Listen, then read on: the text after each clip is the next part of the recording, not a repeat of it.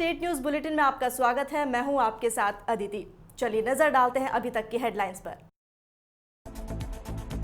सीमा विवाद सुलझाने पर इंडिया चाइना सहमत, एलएसी पर दूर करेंगे गलतफहमी।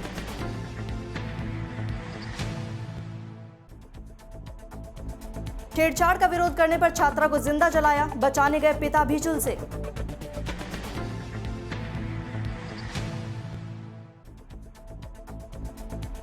रालोपा के कारण त्रिकोणीय मुकाबले की संभावना, बीजेपी कांग्रेस की बड़ी है मुश्किलें।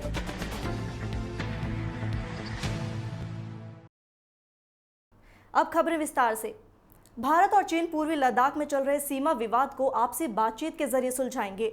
इसके साथ ही मसले का सर्वमान्य हल निकालने तक दोनों देश फ्रंटलाइन एरिया में अधिकतम संयम बनाए रखेंगे। भारत और चीन के सैन्य अधिकारियों के बीच 6 नवंबर को 8वीं कोर कमांडर स्तर की बातचीत हुई थी। भारत के चुशुल एरिया में हुई इस बातचीत में चीन ने पैंगोंग झील के दक्षिण हिस्से की चोटियों पर जमे भारतीय सैनिकों को हटाने की मांग की, तो वहीं भारत ने चीन के सामने पूरे इलाके से डी-एक्सिलेशन करने की मांग उठाई है। उत्तर प्रदेश के बलिया जिले में छेड़छाड़ का विरोध करने पर आरोपी ने छात्रा को जिंदा जला दिया। जलती बेटी को बचाने गए पिता भी आग में झुलसे। फिलहाल गंभीर रूप से घायल छात्रा को इलाज के लिए वाराणसी रेफर किया गया है। इससे पहले बलिया के पड़ोसी जिले देवरिया में छेड़छाड़ का विरोध करने वाली लड़की के पिता की पीट कर हत्या कर दी गई थी। बहरहाल बलिया में ताजा मामला दुभर थाना क्षेत्र के नगवा गांव का है। कोचिंग जा रही छात्रा के साथ गांव के दबंग लड़के ने छेड़छाड़ की कोशिश की, जिसका लड़की ने विरोध किया।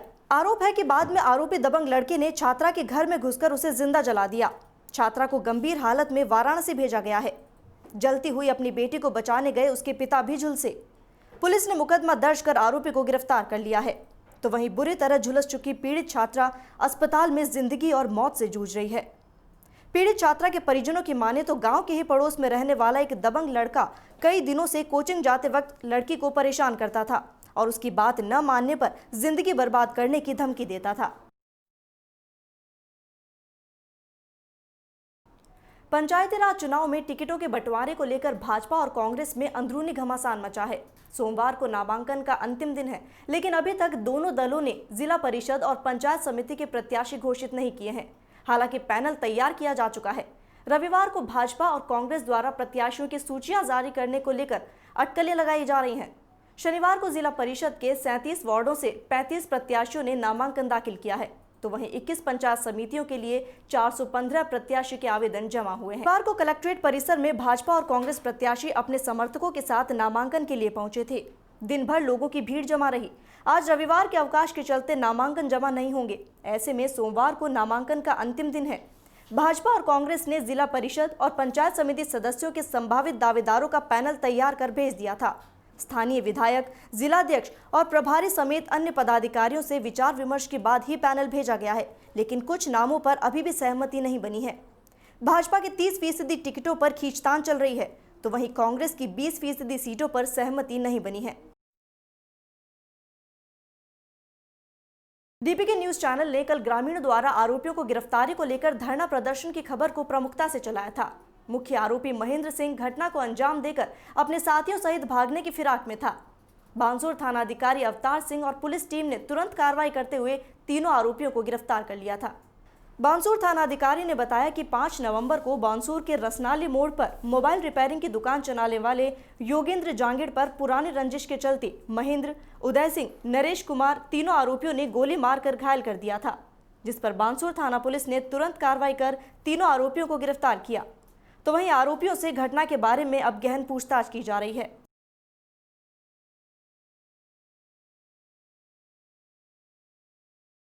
दिनांक 5/11 साय को फायरिंग की घटना हुई थी रसनाली में। जो योगेंद्र पीड़ित था, जिस पर जानलेवा हमला हुआ था, जिसके गर्दन में गोली लगी थी, उसके बाद वो मीडियम रेफर हुआ और वहाँ से वो जहर इलाज एपेक्स हॉस्पिटल जयपुर में है।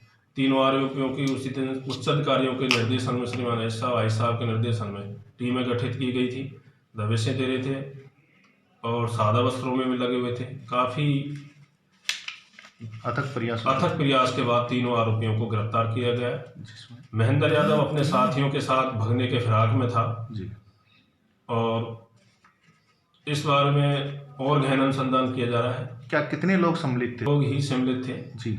और गहन अनुसंधान हम कर रहे हैं इसके बारे में। अगर इस तरह की घटना का अंजाम देंगे तो हम किसी प्रकार की कोई कमी। दूसरे अन्य लोगों के महेंद्र यादव के साथ उदय सैनी, नरेश भरगढ़ जी जो घटना के शामिल थे, घटना में 3 आरोपी थे, तीनों को हमने गिरफ्तार कर लिया, जिन्हें कल न्यायालय में पेश किया जाएगा। किशनगंज विधानसभा क्षेत्र के जंगलों में वन माफिया जंगलों का धड़ल्ले से कटान कर हरे पेड़ों की कुल्हाड़ी से कटाई कर बलि चढ़ा रहे हैं। क्षेत्र में हरे पेड़ों पर कुल्हाड़ियां धड़ल्ले से चल रही हैं। इसके खिलाफ कोई कार्रवाई नहीं की जा रही, जिसके चलते इन वन माफियाओं के हौसले बुलंद होते जा रहे हैं। उल्लेखनीय है कि जब जंगल से पेड़ों की कटाई हो जाती है तो उसके बाद वन विभाग की कुंभकर्णी नींद से आंख खुलती है और तब कार्रवाई की जाती है। अगर पहले ही वन विभाग सतर्क होकर वन माफियाओं के खिलाफ उचित कार्रवाई करने में सक्षम हो तो हरे पेड़ों का विनाश होने से बच सकता है। आज वन विभाग की टीम ने जंगलों से खैर की लकड़ी को जब्त किया। बताया जा रहा है कि बड़े पैमाने पर क्षेत्र के जंगलों से खैर की लकड़ी की तस्करी की जा रही है। वन विभाग की टीम को देखकर वन माफिया भाग खड़े हुए। वहीं जानकारों का कहना है कि खैर की लकड़ी कत्था बनाने के काम आती है। इसके चलते इसकी तस्करी वन माफियाओं द्वारा वन विभाग के कर्मचारियों से बेखौफ होकर धड़ल्ले से की जा रही है। अगर समय रहते इन वन माफियाओं के खिलाफ वन विभाग उचित कार्रवाई कर इन्हें सलाखों के पीछे पहुंचाने का काम करे तो कहीं न कहीं जंगलों का विनाश होने से बच सकता है। तो वहीं जंगली जानवर भी अकाल मौत के शिकार होने से बचाए जा सकते हैं।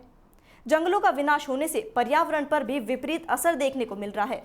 वहीं धीरे धीरे क्षेत्र में जंगलों का घनत्व कम होता जा रहा है। ऐसे में प्रदूषण में बढ़ोतरी हो रही है। जोधपुर के बावड़ी में केमिकल से भरा टैंकर अनियंत्रित होकर एक कैबिन को चपेट में लेता हुआ थोड़ा आगे जाकर पलट गया। इस घटना में एक महिला की मौके पर ही मौत हो गई, वहीं 6 जने गंभीर रूप से घायल हो गए।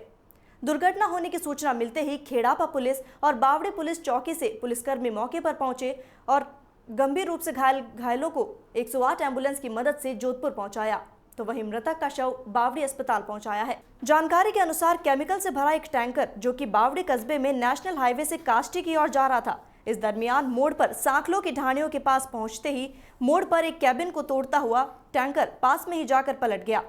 इस हादसे में कैबिन पर सामान ले रही महिला की मौके पर ही मौत हो गई। वहीं एक बच्ची का पांव कटने के साथ ही 6 जने गंभीर रूप से घायल हो गए, जिन्हें 108 एम्बुलेंस से जोधपुर भिजवाया गया।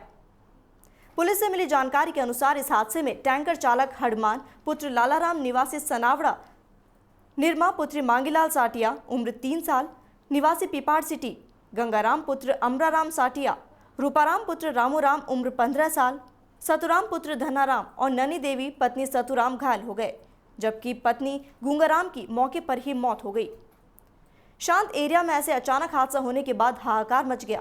ग्रामीणों की मौके पर भारी तादाद में भीड़ जुट गई। चारों ओर केमिकल बिखर गया। हर कोई इस बात की जानकारी लेने के लिए उत्सुक था कि इस टैंकर के नीचे कोई दबा तो नहीं।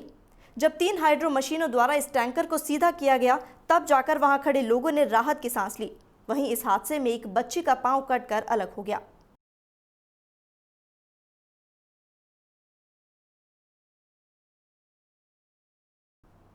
बावड़ी क्षेत्र के गंगानी में पिछले 6 महीने से पानी की किल्लत को लेकर ग्रामीण दर दर की ठोकरें खा रहे हैं। अपने और अपने पशुधन की प्यास बुझाने को लेकर ये ग्रामीण टैंकर खरीदने को मजबूर हो गए हैं। जानकारी के अनुसार सालवा से आने वाली पानी सप्लाई की मुख्य लाइन से लोगों ने अवैध कनेक्शन कर रखे हैं। अवैध कनेक्शन होने से गंगानी तक पर्याप्त मात्रा में पानी नहीं पहुंच रहा था। इसी समस्या को लेकर गंगानी सरपंच भंवरा राम भादु के नेतृत्व में ग्रामीण जलदाय विभाग पहुंचे और इसके बाद उच्च अधिकारियों से पूर्व में भी कई बार ज्ञापन और मौखिक रूप से अवगत कराने के बाद भी शनिवार को पेयजल किल्लत को लेकर अवगत कराया। साथ ही शीघ्र ही समस्या का समाधान नहीं करने पर आंदोलन की चेतावनी दी है। सरपंच भादु ने बताया कि पानी की किल्लत को लेकर उन्होंने कई बार ठेकेदार से लेकर जलदाय विभाग के अधिकारियों को अवगत कराया, लेकिन इस ओर किसी का ध्यान नहीं गया। गरीब परिवार के लोगों को पानी की किल्लत के चलते भारी परेशानियों का सामना करना पड़ रहा है। तो वहीं सरपंच ने बताया कि समय रहते अवैध कनेक्शन काट दिए जाएं तो पानी की किल्लत से बचा जा सकता है।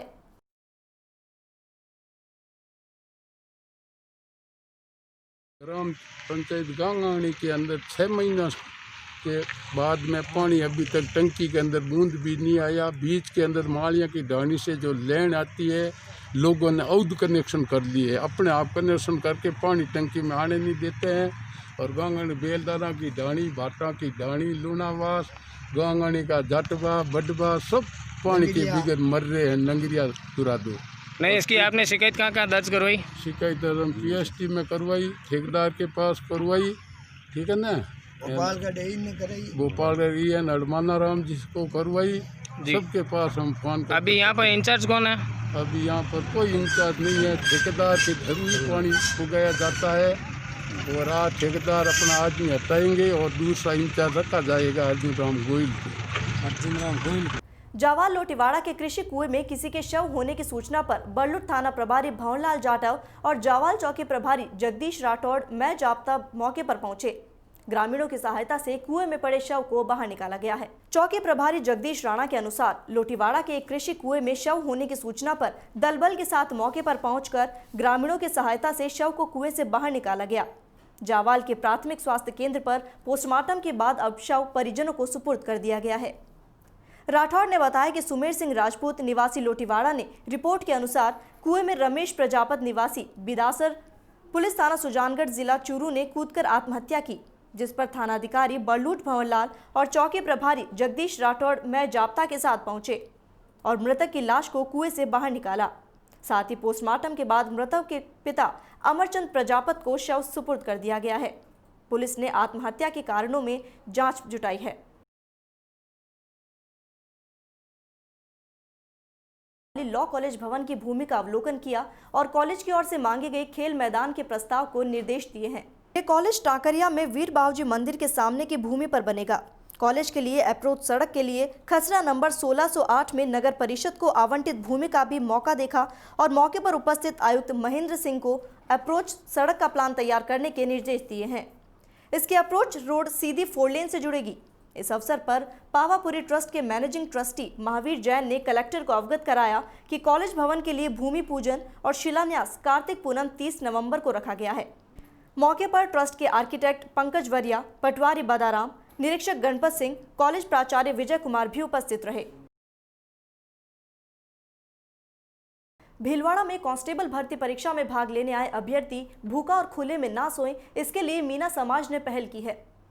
मीना समाज ने भीलवाड़ा शहर में 2 स्थानों पर उनके लिए अलग अलग व्यवस्थाएं की हैं, जिनमें उन्हें निःशुल्क भोजन करवाकर उनके रहने की व्यवस्था है। PNB बैंक के मुख्य प्रबंधक पृथ्वीराज मीणा ने कहा कि कांस्टेबल परीक्षा को देखते हुए मीना समाज की एक टीम बनाई गई, जिसने सोशल मीडिया के जरिए अभ्यर्थियों से बात की और उनके ठहरने और खाने की व्यवस्था की गई। यहाँ पर 3 दिनों में करीब 1500 अभ्यर्थी आए हैं। इनका उद्देश्य था कि पहले जैसे परीक्षार्थियों को भूखे और खुले में सोना पड़ता था वो ना हो। इससे अभ्यर्थी रिलैक्स महसूस कर आराम से परीक्षा दे सके। इस व्यवस्था में पूर्व कस्टम अधिकारी शिवजी मीणा, महिला अर्बन बैंक सुरेश मीणा, नगर परिषद AN Dinesh Chand Meena, Rajasthan police विभाग के हरकेश मीणा और seeds regional manager Murari Lal Meena सहित मौजूद रहे।